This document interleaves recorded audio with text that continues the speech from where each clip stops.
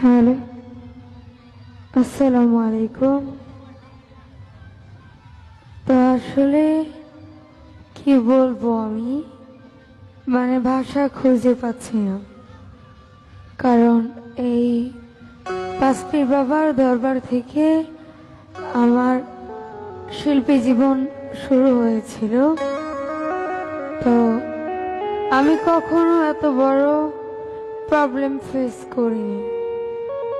এই প্রথম আমার লাইফে এত বড় একটা দুর্ঘটনা ঘটেছে।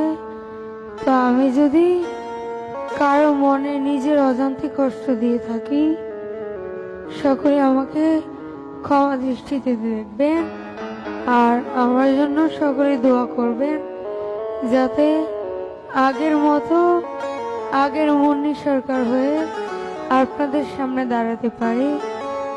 ধন্যবাদ সবাইকে। ধন্যবাদ।